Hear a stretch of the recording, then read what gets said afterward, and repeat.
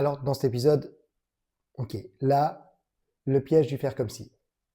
Tu veux devenir une nouvelle personne, une nouvelle version de toi, tu poses des intentions, tu changes d'attitude et tu joues ton rôle avec sérieux.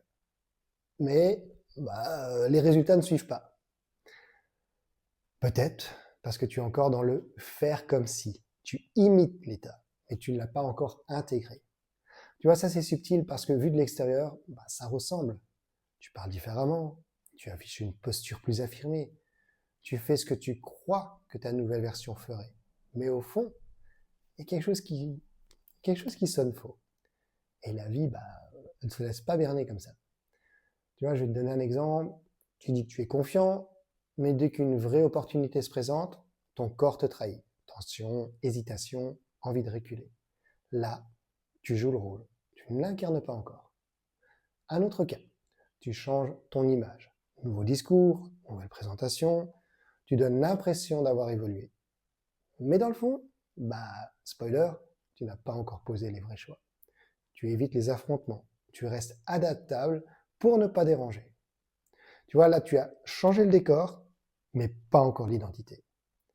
Et ça, le vrai décalage, c'est ça.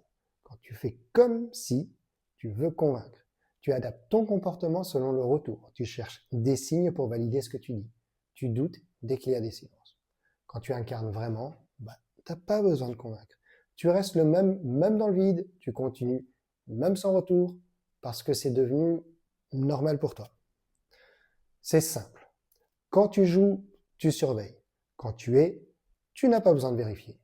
Et la vie, elle s'aligne toujours avec ce que tu es, pas avec ce que tu fais semblant d'être. Tu dois retenir un truc, vraiment. Tu ne manifestes pas en faisant comme si. Tu manifestes quand tu es devenu cette version de toi, même sans certitude, même sans preuve, même dans le silence.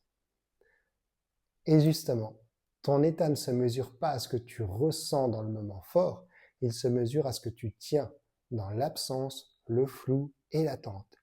Et ça, c'est le sujet du prochain épisode.